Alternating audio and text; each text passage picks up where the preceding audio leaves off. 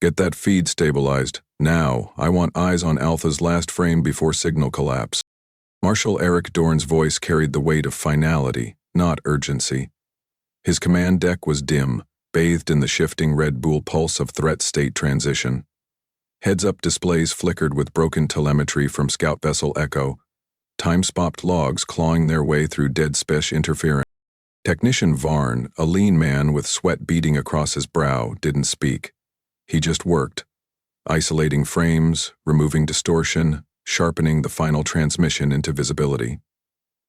The temperature in the command station hadn't changed, but every officer felt an unnatural drop as the footage loaded. A Terran scout, uniform badge still gleaming, was being restrained against the corridor wall, mouth wide in a scream that never transmitted. Two Dravari boarding troopers, clad in segmented obsidian armor, dragged another human down the corridor by one arm. The feed jittered, then froze. Dorn leaned forward. His gloved knuckles tapped the edge of the reinforced viewing console once. "Go back 6 seconds," he ordered. The room followed every move he made. The freeze frame revealed the aft access panel ripped open. A data capsule, normally mag-clamped, was missing. Dorn exhaled through his nose. They came for more than blood. Across the room, Ops Officer Tron called out, "We just decoded a burst packet from Scout Vervid. It only lasted 19 seconds. His fingers tapped rapidly. Dumping it now. The feed jumped again. This time there was no image, just interior hull audio. The sound of rushing air. The hiss of decompression. Human voices choked mid-cry. Then, vacuum. Immediate. Brutal. The kind that left nothing behind. Dorn straightened and pulled up a restricted interface. No one in the room needed to ask. They recognized the protocol icon glowing in red. Directive dust line. "Confirm your intent, Marshal," the system asked. "Authorization Dorn Victor 419, he replied, pressing his thumb against the DNA verification reader. "This is not an incursion. This is an erasure trigger." No one spoke. A low alert tone pulsed once and was gone. The console displayed a loading bar. Covert platforms, across the Carvos belt, were shifting from observational standby to deployment readiness. Earth's answer was waking. 6 hours earlier, Scout Team Echo had entered the belt's outer ring. Their mission, gravitational hazard mapping. Civilian explorer hybrid teams with diplomatic credentials hardwired into their transponders. Flagged neutral. No armaments, just charts, probes, and directional AI. Echo vanished first. Alpha and Vervid followed.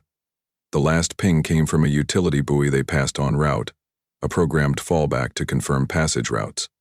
That ping carried one visual frame. Boots drifting midair. Unanchored. Lifeless. Now, in the debrief bay beneath Command Sector 3, Dorn stood alone with the footage looping across the wall-spread tactical pane. No soundtrack, no embellishment, just raw visual decay. 3 ships, 94 lives, reduced to blurry shadows and static. He didn't blink as the bodies tumbled into the cargo vent corridors. The Dravari didn't kill efficiently. They staged it. This was ritual execution, not combat. The air recirculator clicked overhead. Dorn's boots stepped forward, echoing off the synthetic flooring. He placed a palm on the input field and opened a direct channel to Earth High Command. Marshal Dorn, came the connection. A senior general, stern and sharp-voiced. "Is it verified? Tease all vessels and galleries, no warnings. No comms. Every scout terminated. Data cores seized." A pause. Then, "Recommendation? Only one." Dorn's expression didn't waver. "Irreversible breach." The general said nothing for 3 seconds, then signed the clearance. "Execute dust line. Planetary strikes authorized under blackout conditions. Minimal pattern saturation. No prior alerts." "Understood." Dorn returned to central deck. The air was thick, not with fear, but with awaiting action. The crew knew what dust line meant. None of them said it aloud, But every eye mirrored the same question. What will Earth erase first? Platform triggers in 8 minutes, Varn reported. Targets cued by orbital mass signatures. 0 countermeasure detection so far. Maintain encryption scramblers across Dravari bands, Dorn ordered. I want their early warning arrays seeing static and debris. The command deck came alive with coordination. No shouting, no clamor.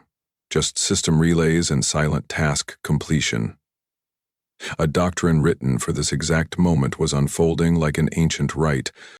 In a sealed vault 2 levels below, a technician placed a data cube labeled Scout Recovery Priority Alpha into the archive well. The cube contained personal logs, biometric signatures, and final mission entries.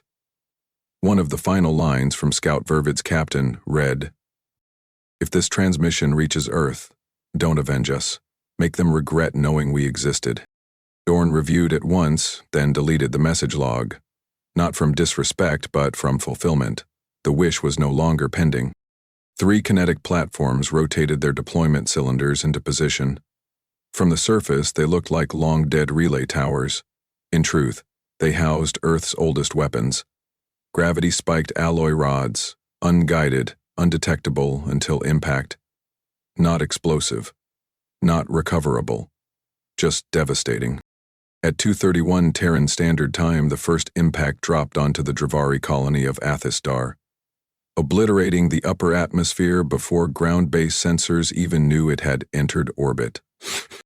There were no flares, no bright lights, just a flashless descent followed by global thermal expansion. The colony folded inward. The crust cracked. Towers once considered divine collapsed into ash. Back on Earth's command deck, a single message was prepared to follow every planetary strike. It was short. It bore no demands, no names, no flags. It read, "Scout termination confirmed. Site neutralized." Dorn stood before the forward panel. He didn't raise a hand or issue a rallying order. He simply spoke. He believed faith protected them from consequence. He turned to his strategic officer. "Mark Carthon Prime for future modeling. Not now, but soon." Above the Carvo's belt, dozens of faint, glinting objects, once just passive buoys, were now sleeper weapons, waiting for command chains to finalize. Directive dustline was no longer theoretical. And for the Dravari? They hadn't yet heard Earth's voice. They hadn't even realized a war had started. But Earth had decided. It wouldn't be a war. It would be a removal. Relay confirmation. Target nodes K3 through K9. I want synchronized ignition on the second mark. Captain Solvarn's voice cut through the command bridge like a scalpel. No wasted motion, no second chances. He didn't speak like a man commanding a planetary retaliation. He spoke like someone checking off overdue debts. Across the war deck, his operators worked with surgical detachment. Dozens of Earth's covert platforms, long thought to be decommissioned research buoys, now flared to life in low thermal output, still masquerading as orbital debris. Deep space satellites on passive drift shed their thermal masks. Within each, launch cradles rotated, calibrated by internal gyroscopes that hadn't moved in decades. No orders were shouted. Instead, trigger codes transferred hand to hand, whispered across encrypted comms, matched to biometric readers, and verified against deep-volted protocols. They were beyond diplomacy now. Dorn watched from the upper deck, hands locked behind his back, staring down through the observation pane. On the projection table below, the Carvos belt lit up like an old star map. Each node representing one of the Dravari colonies, now within range. "We deliver answers, not warnings," he said to no one in particular. Varn glanced up. "All targets locked. Payloads unsealed, no anomalies. Then execute, staggered by 30 seconds, let them guess what's next." On cue, the first colony, Sorthul Cradle, ceased to exist. A kinetic spike dropped through its outer thermosphere, accelerated by silent gravitational assist from hidden nodes, striking with such velocity that the impact registered as a tectonic event. It wasn't an explosion. It was obliteration through sheer force. Sorthul's crust folded like paper. Shockwaves traveled through subterranean fuel veins, igniting secondary collapses. Within moments, it was no longer a colony, it was geological wreckage. Ash spiraled into upper orbit. Any survivors would have suffocated before their screams could form. The bridge absorbed the aftermath in silence, watching the black box transmitter initiate. A single message broadcast across known Dravari frequencies. For the scouts. The pulse signal repeated thrice, then stopped. Varn exhaled. Target 2, Cooltrin High Ridge. Environmental Destabilization Protocol. Initiate basin rupture. Engineers beneath the command ring rerouted energy through sun-fed decoys positioned over the colony's main water channels. Geoturbinid sonar charges released from orbital slings, plunging into man-made aquifers beneath the city's central plateau. Seconds later, Cooltrin's infrastructure began to tilt. Buildings shifted like drunken towers, foundations liquefied, as the crustal shelf cracked under its own redirected weight. Entire streets collapsed into boiling sinkholes. 1,000 years of Dravari stonework architecture dissolved into mud and fire. Dorn nodded once. 2 down, 5 to go. Make each strike unique. Let them believe every punishment is personalized. Varn tapped his display. Next up, Draxon Verge. False leg signal injection and false evacuation alarm. Earth systems mimicked Dravardi emergency broadcasts, activating local shelters using captured command fragments. Civilians rushed underground, thinking their own system was warning them of an incoming meteor. Instead, they were locked in from above.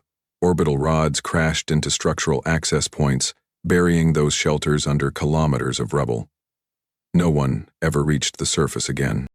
Meanwhile, Varn fed false radio chatter onto the open band. Survivors asking for help, directing the rest of the Dravari fleet toward fake crisis zones. He looked up once. They'll follow the bait. Dorn said nothing, eyes fixed on the tactical pane. His right index finger tapped the glass softly, an old habit, counting the confirmed erasures. The 4th strike was quieter.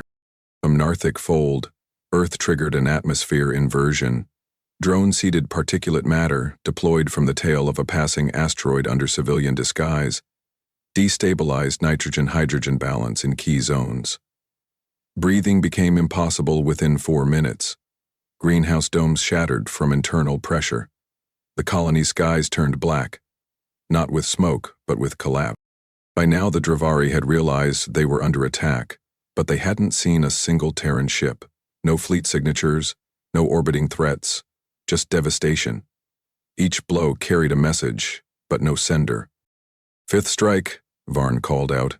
Using seismic resonance amplifiers, we seeded them a year ago. Colony, Trenchar Bastion.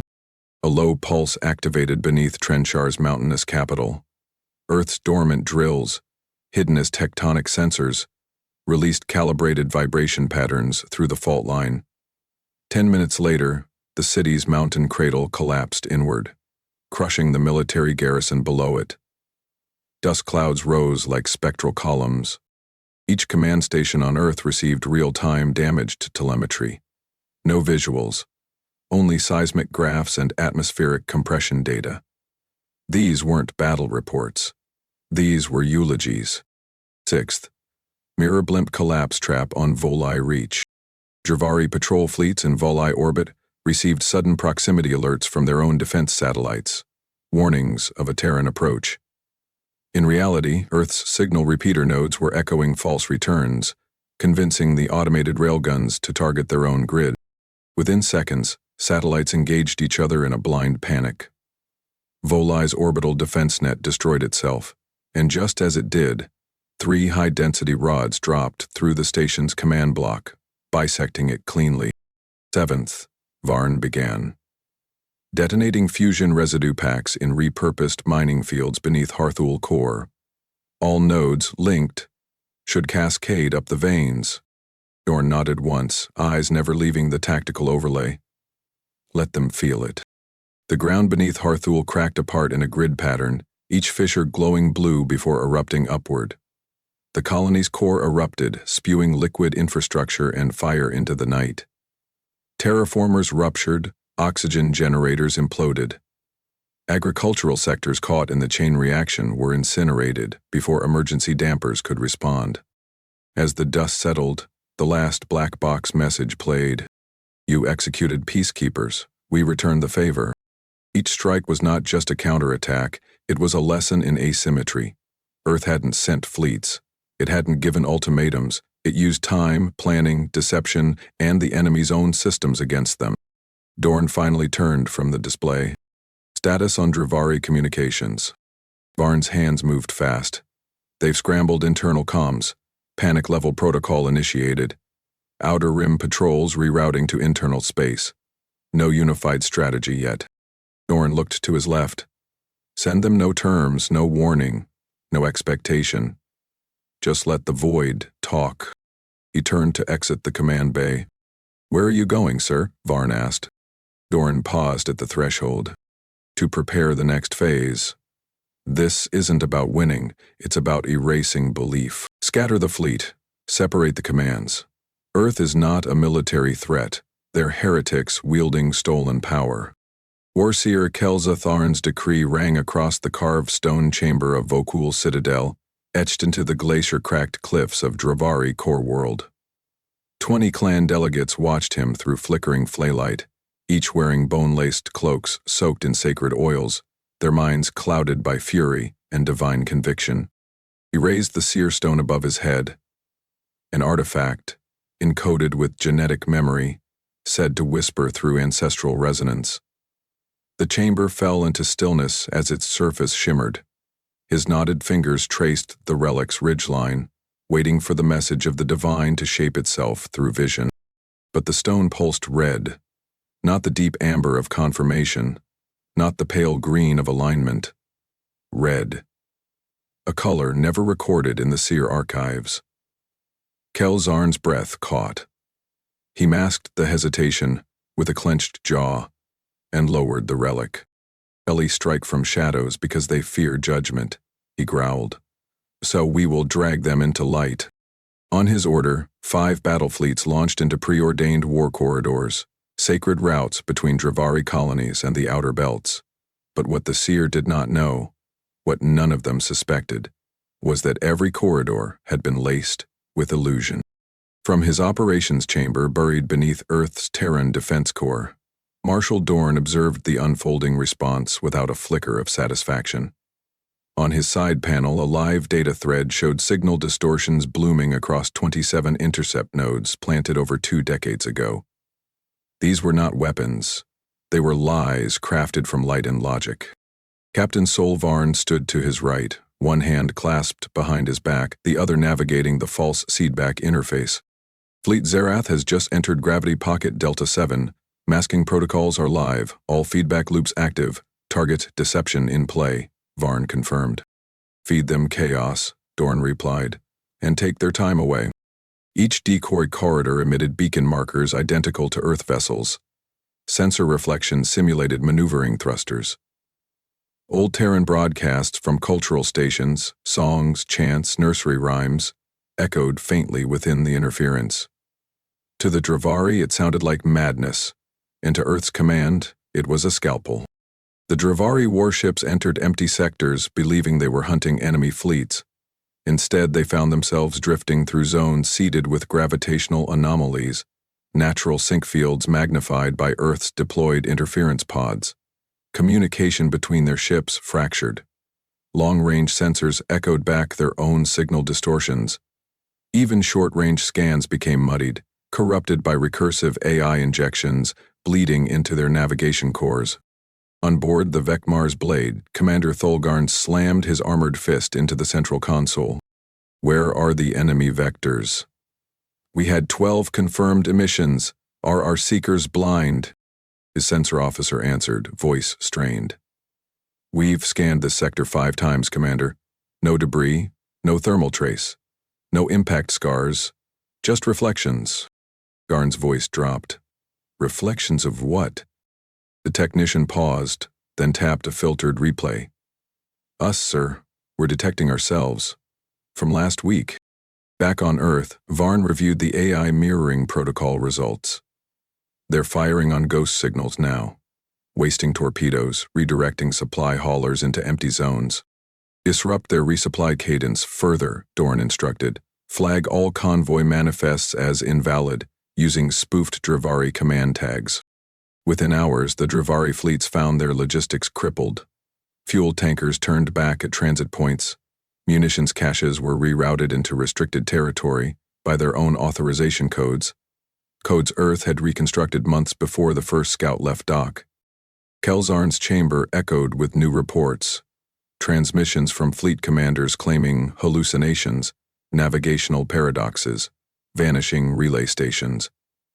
He cast the seer stone against the floor. It shattered. If I tamper with the divine, they foul the lines between breath and void. But in truth, there was no magic. Earth had simply rewritten the rules before the Dravari knew they were playing. On the outskirts of the ruined colony Cooltren High Ridge, a black box transmitter continued its slow orbital cycle. Its signal carried one repeating message, in Terran Standard. Translated into Dravari dialect, "You sought vision, we sent memory." The fleets, following the echoes of these messages, reached the coordinates. Nothing was there. No survivors, no installations.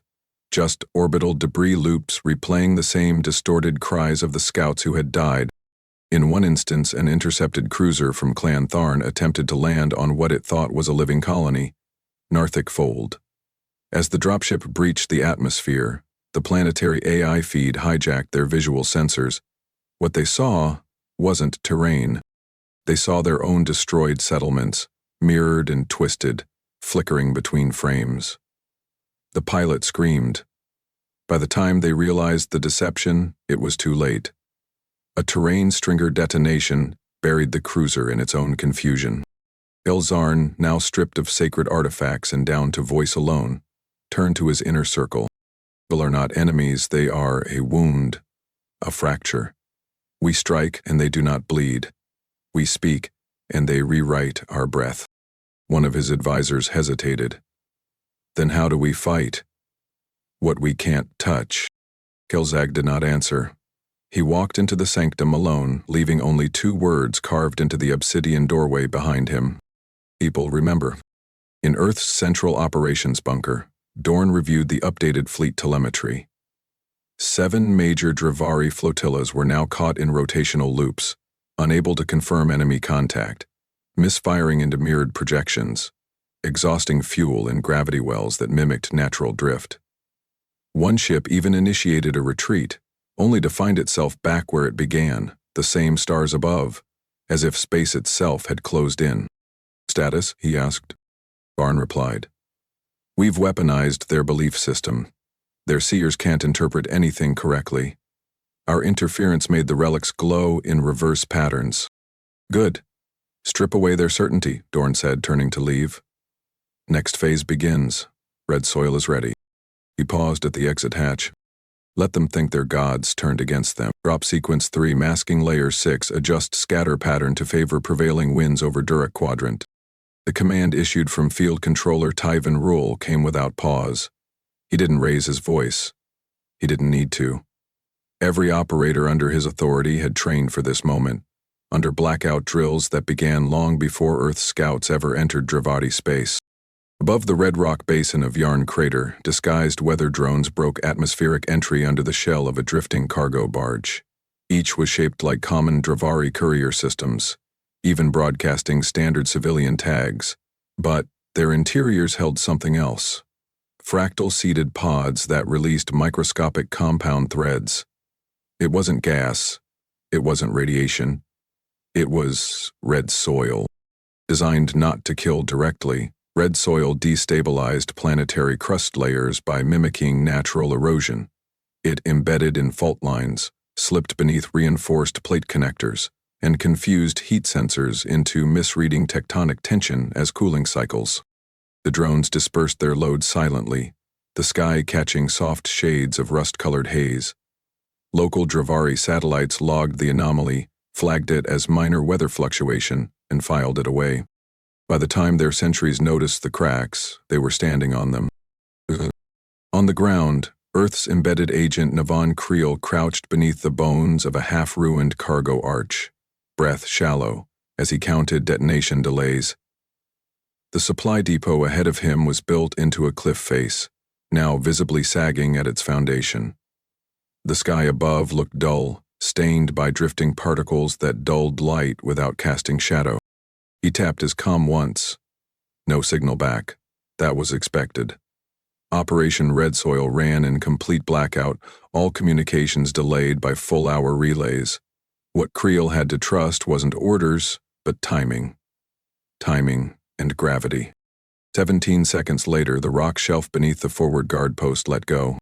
One creak, then collapse. The Earth didn't explode. It sank. Like air escaping a buried lung, pillars folded inward. Sentries screamed as the cliff ate the supply depot whole. Armor-laden, transport vehicles vanished into a pit that hadn't existed 10 seconds earlier. Creel didn't move. He'd been ordered to observe, not engage. He scanned his surroundings, hearing boots in the distance. Dravari foot soldiers rushing to assess the breach. He withdrew into a maintenance tunnel, sealing the hatch behind him. His exit protocol had already been executed 2 days ago. Today was just a memory being written. From the command floor of Terran Interdiction Analysis, Roll stood beside Marshal Dorn, gesturing across the projected terrain schematic of 3 major Dravari installations: Durak Quadrant, Yarn Crater, and Tharnas Drop Ridge. Durak's entire ordnance platform dropped by 14 meters. Their own seismic readouts think it was a minor quake. They've sent clan engineers to investigate. Dorn kept his eyes fixed on the overlay. Did the cause present as internal sabotage? Yes. Our feed intercepts indicate Clan Zarkal believes the collapse was initiated from within. They're preparing to issue blame publicly. Good. Push that narrative further. Leak false transmissions from Clan Marn attributing fault. Reconstruct them with their own vocal patterns. Rule smiled grimly. Already done. We used their own ceremonial comms from last year's Alliance conference as voice samples. Yep. Across Tharnas Ridge, tribal leaders gathered in a war lodge, arguing beneath a ceiling of smoke-stained banners. Accusations flew like thrown blades. Each blamed the other for structural failures, data wipes, failed drop routes. Earth's digital interference had corrupted internal logistics, rerouting food and ammo shipments to the wrong territories. Some outposts received triple their quota, others received none. One war leader, Garvul of the Stone Spears, slammed his fist into the supply monitor. Your dishonor left our outer garrisons exposed. You siphoned our shield grids. A rival elder snarled back. Then why did your flags appear in our encrypted priority lane dispatches? You mocked our pact and exposed us to divine wrath.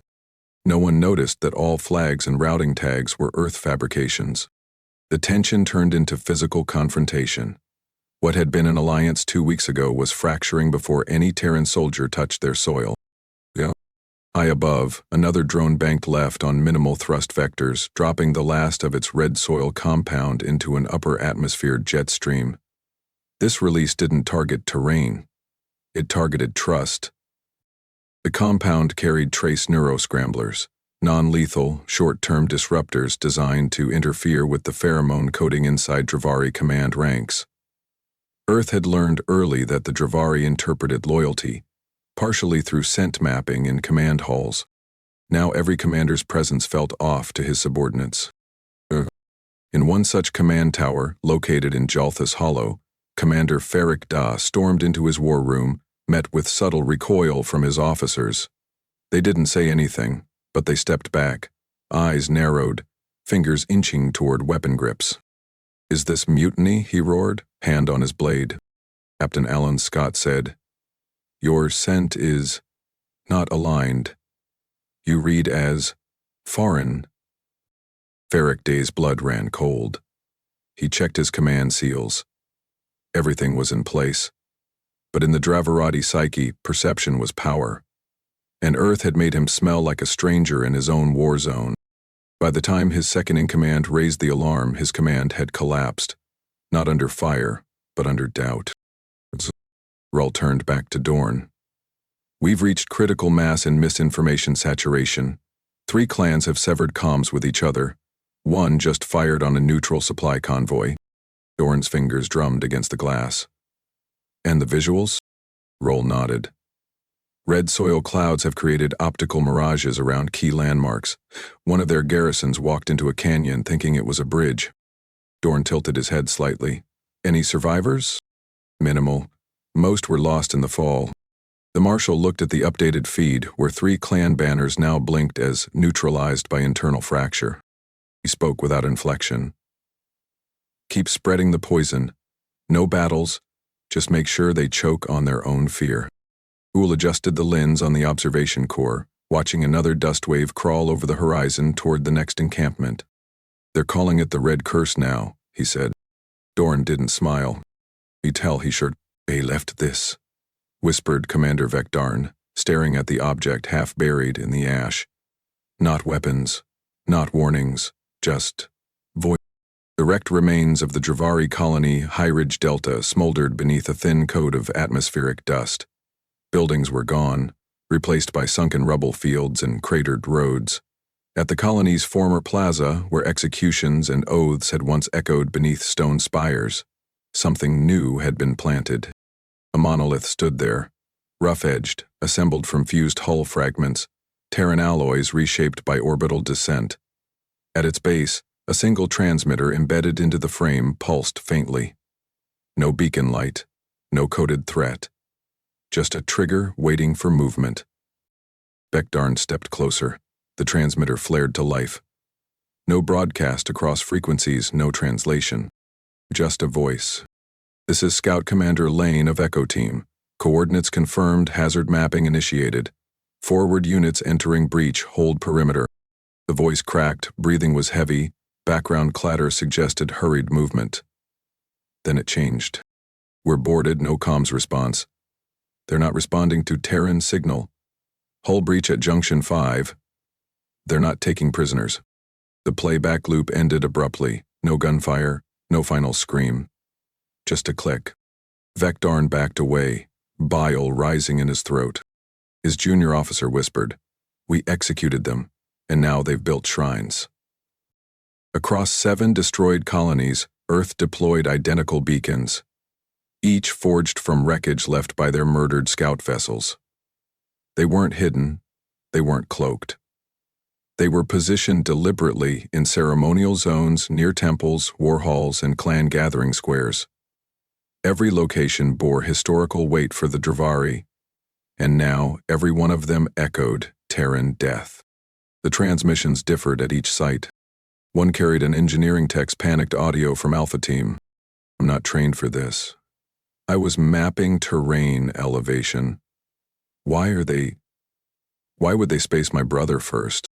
Another included a medical officer's final report before their bay was breached. "Sedatives failing. They've taken limbs to harvest DNA. If anyone hears this, don't make it diplomatic, make it loud." Inside Earth's Tactical Memory Division, Commander Saul Varn observed playback cycles on rotation. "These aren't just tributes," he said. "They're pressure points, emotional architecture. The Dravari worship place, not logic. We've inverted that, turned ground into grief." Marshal Dorn responded without turning. How many began looping? All of them. Simultaneous pulse schedules. Each triggers when a Dravari life form crosses within 15 meters. Response. Varn brought up intercepted reports. Psychological collapse. Entire units withdrawing from forward positions. 1 battalion on Carthal Reach refused orders, claiming ancestral betrayal. Are we tracking withdrawals? Yes. 3 clans have diverted toward unaligned zones, abandoning their prior garrisons. Back on Dravari soil, Seer General Mokhtaran stood before a collapsed war monument where another monolith had surfaced. His clawed hand brushed against the etched side. Terran words translated through embedded glyphs. "You erased our pathfinders, now your paths lead to silence." He ordered the beacon dismantled. His soldiers hesitated. Still, no movement. The youngest among them asked, "What if the dead watch?" Mock turned on him with a glare sharp enough to cut, but his words caught in his throat. Somewhere inside the question stuck, not because he feared ghosts, but because he couldn't explain why the voice in the transmission sounded calm, not afraid, not desperate, just a man doing his duty until Earth forgot him. In an open council meeting on Dravari World Rig Ultan, High Lord Breth Garak slammed his ceremonial blade onto the summit table. These beacons must be forged lies. Earth has no soul. They've always masked weakness with spectacle. One of the older war priests leaned forward. Then why do I recognize the name in Beacon 6? My cousin fought in the Rift War. He remembered that scout commander. An envoy who spared 3 of ours in breach protocol. Garak tensed. Stories? No. Records, they're public in our archives. Earth sent them under peace. We shot first. On Earth, Dorn stood in the observation alcove, watching the summary log scroll. Every beacon retrieved played the same. A fragmented voice, a final moment, then silence. We didn't build graveyards, Varn said beside him. We weaponized memory. Dorn nodded. That was always the plan. Not just to punish them. To fracture how they remember themselves.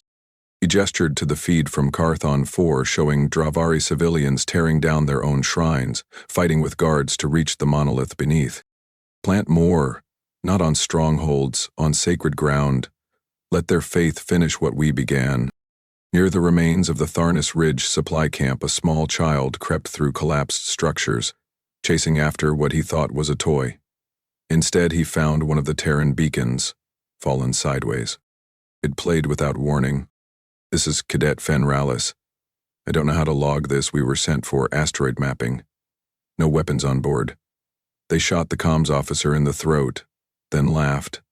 Tell my father. Tell him it was quick. The child didn't understand the words, but his father did, and he wept. That night, across 3 separate worlds, clan leaders issued sealed transmissions to non-affiliated colonies. We were misled, said one. The war is not holy, said another. We won't sacrifice for shadows, said the third. Earth didn't answer. It didn't have to. The graves had spoken. Authorization key. Grab turn. Confirmed. Begin ignition countdown. Marshal Eric Dorn didn't blink as the launch officer entered the final line of code. The override panel closed. The screen locked. There would be no abort. Across the subterranean command array beneath Earth's orbital defense plateau, a sequence of ancient activation protocols flickered to life. Commands older than the current war, buried under mountains of code and secrecy, untouched for 40 years. Carthon Prime, once a jewel of Dravari religious governance, was now a target. Dorn didn't speak. He simply stepped away from the control dais and turned toward the main wall, where the tectonic diagram of Carthon rotated in full 3D mapping. Dozens of red nodes blinked across the planet's subsurface. Each was a skip mass driver, hidden beneath hollowed strata installed during a fake mining operation back when the Dravari had sold planetary access rights to civilian Terran geologists. They never asked why the scans were so extensive. They never knew what was left behind. Now those dormant drivers were set to fire in a specific chain, each with a delay calibrated to force stress lines inward. The goal wasn't destruction, it was collapse. On board the Earth High Command relay vessel Trask Haven, seismic analyst Commander Ryle Viat tapped his earpiece twice as his station flared red. We've begun stress compression at layer 9C. Fold lines are reacting as predicted. No energy dispersal. Full lock-in. A systems officer raised her head. Ground level motion? None yet. The crust is still holding, but the mantle's flexing, building tension like a bowstring. They waited. At minute 3, driver clustered Delta went active. The charge punched down through basalt beds layered beneath Vault City 1. The cavern roof didn't explode. It shrugged, then buckled, as if the planet rejected its own structure. A tremor crawled outward, invisible from the sky but catastrophic beneath. Inside Vault City 1, the temples began cracking at their archways. Decorative columns split from the base. Thermal shielding units blinked erratically as the ceiling's central support twisted against strain never meant to exist. In the upper command sanctum of the Dravari Central Council, Supreme Keeper Hal Verne staggered forward as the floor shivered under his boots. He reached for the wall rail as dust shook free from the stonework overhead. Officers around him gripped tables, trying to make sense of the silent threat. "No impact registered," his adjutant muttered, staring at the surface scanners. "Nothing entered orbit." Another wave hit, this one slower, like a buried groan. Lights dimmed, power coils pulsed out of sync, and then came the sound. Not thunder, not rupture. A kind of deep, grinding shift, as if the bones of the planet were being reassembled. Hal Verne stepped forward. "What are they doing?" He didn't get an answer. Back in Earth's operations chamber, the gravity model of Carthon twisted slightly, red vectors curling into orange. Yacht raised a clenched fist. "Old convergence beginning, Vault Cities 2 and 4 experiencing destabilization. Our scanners are returning seismic resonance we haven't logged before." "Explain," Dorn said. Yacht's voice dropped. "The mantle's compressing itself. This isn't collapse. This is inversion." Dorn gave the nod. "Proceed." At minute 7, Carthon Prime's central ridgeline cracked. What was once a sacred formation called the Throne Spine, a line of fortress vaults and sky temples, split into hundreds of staggered fissures. Light poured up from below as cities dipped into darkness. Entire plateaus began to tilt sideways, dragging infrastructure down with them. Roads twisted like threads. Bridges snapped mid-arch. Falling before the structures they connected even moved. No orbital fire, no energy weapons. Just buried, gravity-devouring civilization, 1 meter at a time. Inside Vault City 6, the ground collapsed beneath the main war shrine. Worshippers trying to flee found exit tunnels sealed. Support pillars jammed under sudden internal pressure. Hallways folded in half. One counselor screamed as the ceiling met the floor in seconds. The planet wasn't being bombed. It was turning against itself. On board Trask Haven, the final driver fired. Yacht's console flared white. "We've reached full collapse cascade. Mantle fold achieved. Entire central command axis is gone." Dorn walked forward and examined the last image. Satellite footage showing the remains of Carthon's equatorial cities, now sunken into fault gaps.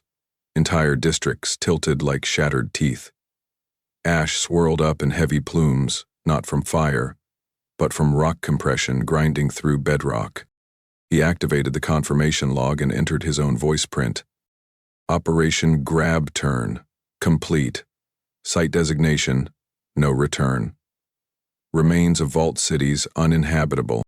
A field officer to his left whispered, "They were never warned." Dorn didn't answer. He simply watched the screen. 1 minute passed, then 2. On Carthon's orbit, Earth's drones dropped one final beacon.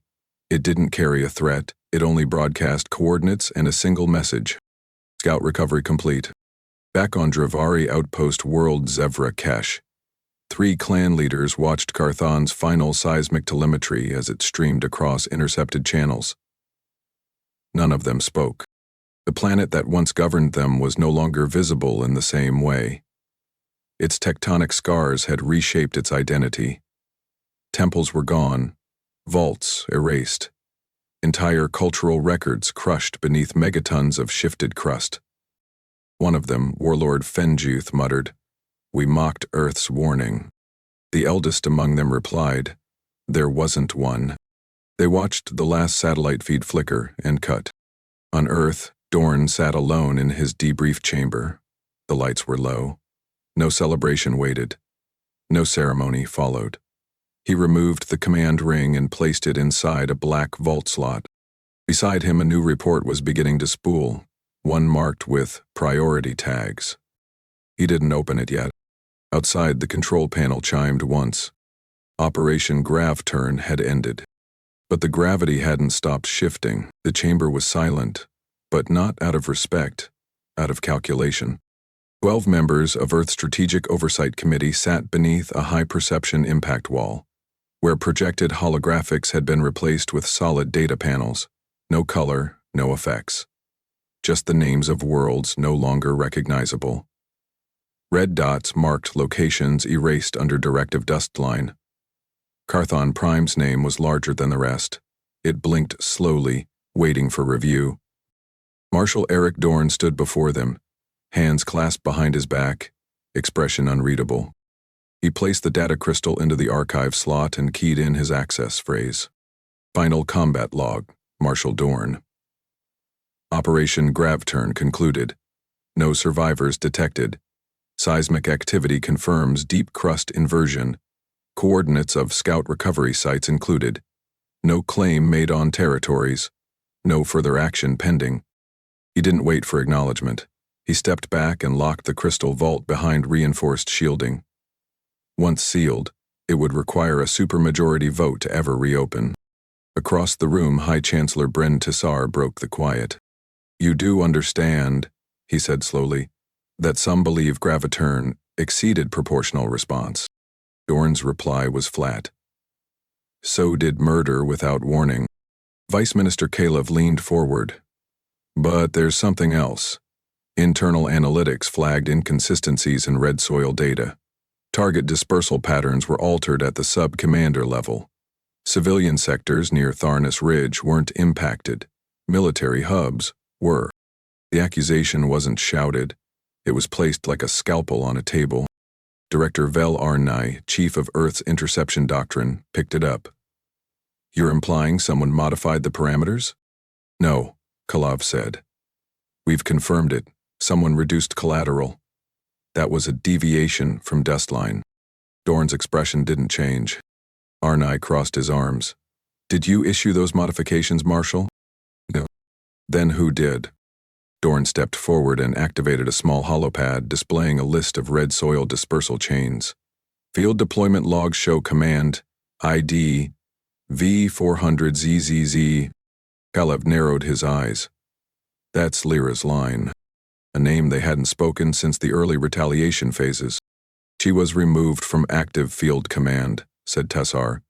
"She submitted a resignation, not a protest." "Chip submitted both," Dorn corrected. "The protest was classified." Tessar exhaled sharply. "Why wasn't this disclosed?" "Because she didn't disobey orders. She rewrote subroutines to prioritize military infrastructure. Red soil still performed its objective, just with a reduced radius."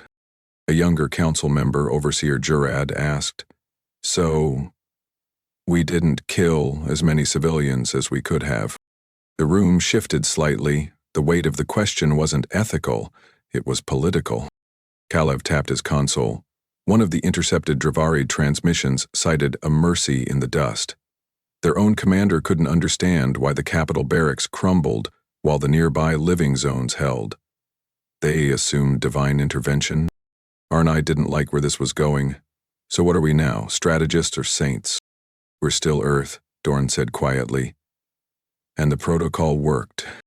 Tazar rose. His robe dragged slightly against the deck plating. "That's not what's in question. What's in question is the boundary between effective justice and unsanctioned discretion. Gravturn ended the war. Red soil weakened them. But do we draw a line, or do we let individuals define it on the fly?" Gravturn was approved, Dawn reminded them. "But the restraint wasn't," Arnai snapped. Dorn met his gaze without flinching. "No, but it was remembered." There was no applause, no consensus. Just the weight of implication that someone, even in war, had chosen to reduce suffering, and that this choice might fracture Earth's narrative of uncompromising retaliation. After the meeting, Dorn stepped into the adjacent corridor. A long corridor lined with image panels, each showing a scout lost in the Carvos belt, their names, birthplaces, mission dates. No eulogies. At the end of the hall stood the Wall of Destroyed Worlds. A new strip of data ribboned across it. It was titled, "Uninhabitable," by Directive. He watched as the technician added another strip, one that read, "Operational parameters modified. Deployment pattern V400Z. He didn't stop him. Back in his personal debrief chamber, Dorn sat before the console, not touching it. A private message blinked on the right-hand pane. Classified Level 10. The subject line read, Grab turn, historical review request. He didn't open it. Instead, he opened a file titled Scout Recovery Report. He watched again as the final message from Vervid's captain played. No emotion. Just duty. Just breath. Just the line. Tell them we weren't armed. He closed the file and sealed it permanently. In the following days, Earth's public channels avoided spectacle. No press releases, no medals. Just a closed communique transmitted to Allied outposts. Engagement complete. Protocols reviewed. No further action recommended. But internally, factions had begun to whisper, not in protest, but in doubt. Some said Dorn should have stopped after the beacons. Others believed he should have gone further. A few wondered if restraint, hidden as it was, undermined deterrence. And still, others asked the quietest question of all. Did we win too efficiently? In the war vault beneath Earth Command, a technician placed 2 new items on the observation table. One was Dorn's command ring. The other, a copy of Lyra's subroutine, encoded but not erased. The panel closed with a hiss. The label above it read, For internal use only. Grav turn archive. Sealed. The first report came from the Veskera Union. A patrol vessel drifting past what was once the Dravari shrine world of Yilith Prime registered no electromagnetic signatures, no trade beacon, no atmospheric chatter. Only a single satellite remained in orbit. It blinked a short-range relay every 12 seconds in 7 translated dialects. This was for the scouts. Its broadcast carried no threats. No fleet codes, no defense signals.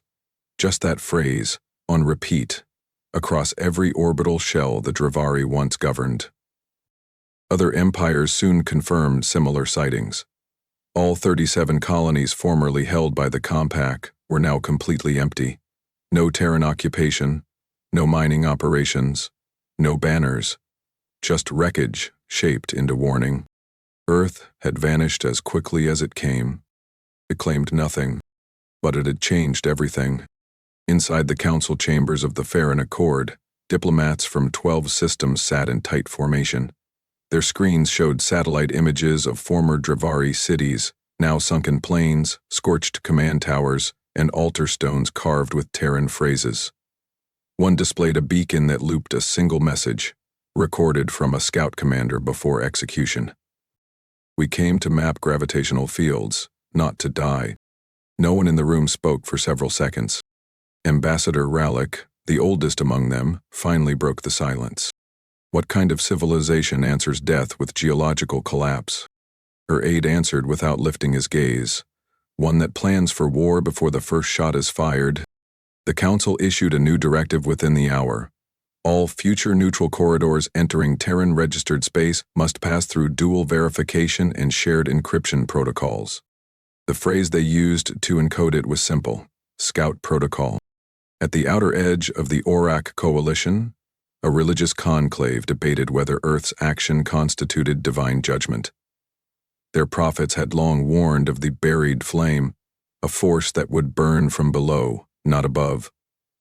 The collapse of Carthon Prime matched the prophecy in eerie detail. A new shrine was built, not for the Dravari, but for the idea that the memory of murderers could be erased just as thoroughly as their bodies. An Aurak general, upon seeing the ruins of Vault City 9, removed his battle insignia and said aloud to his unit, "We won't challenge a species that doesn't ask for surrender." In Earth High Command, the war wall had changed. It no longer displayed active sectors, no fleet movement, no live alerts, just a single field. Status: Directive concluded. Below that, a chronological list of every destroyed Dravari site remained frozen on the display. At the bottom, in hard-coded letters, was Dorn's final annotation. Eat their lineage. We ended their lineage. That phrase, once sealed, became public weeks later. Leaked not by Earth, but by an alien envoy who claimed asylum after defecting from a collapsing Dravari fringe world. He carried nothing but a datapad. He told the council at Hydros Gate, the Terrans never asked for this war, but they ended it like it was scripted decades before the first shot. His words were recorded and spread through 8 trade networks, 4 military advisories, and 20 diplomatic schools. Meanwhile, on what remained of the Dravari frontier, no voices returned calls. The Compact's fleet had fractured. Homeworlds once bustling with ritual and command now showed empty ports. Artificial gravity arrays failed. Farming rings drifted without power. AI systems looped ancient prayers, now unintelligible through damaged vocalizers. Across one shattered spire, a final message had been engraved using Terran mining lasers. No claim, no conquest, only closure. It was signed with a scout registry number. Inside Earth's Academy of Strategic Doctrine, a lecture was being delivered to cadets by Rear Admiral Saren Tharn, who had served as a logistics overseer during Operation Dustline. A young student raised his hand. Why didn't we occupy the Dravari territories afterward? No settlement, no resource reclamation, nothing? Tharn stared at him for a moment, then pointed to the archival holo of Gravturn. Because we didn't retaliate to gain ground. We retaliated to make sure no one forgot why we did. Another cadet asked, was Gravturn necessary? Tharn didn't answer right away. Then he walked to the edge of the dais and said, when you erase the ground someone stands on, you're not just removing their home. You're telling history they were never meant to stay. The room went still. She continued, and if they ever come back, they'll have to step over their own ashes to do it. On the outer ring of Earth's orbital graveyard, a new monument was installed. It wasn't announced. It wasn't named. Made from parts recovered from the destroyed scout vessels Alpha, Echo, and Verbid, the structure held no communications equipment, no warning systems. Just engraved words, visible only to ships passing close enough to read them. We do not seek war. But if you end our peacekeepers, we will end your history. Years later, in the chambers of the Galactic Concord Tribunal, during debate over corridor laws, one delegate cited Earth's retaliation in her closing remarks. There is a reason why nobody demands Earth's surrender, not because they cannot lose, but because they won't play the game you want them to. The chamber fell quiet. A motion passed unanimously. Scout-class vessels shall henceforth be granted elevated neutrality under Universal Wartime Protocol. It was appended with a footnote. This statute is entered under Terran case reference, they killed our scouts. Earth filed no follow-ups, no declarations, no victory parades. But across the stars, in every corridor of power, the name Earth now held meaning. Not because of territory, but because of memory. They had proven that even a single loss, if sacred enough, could redraw the entire map of fear and consequence.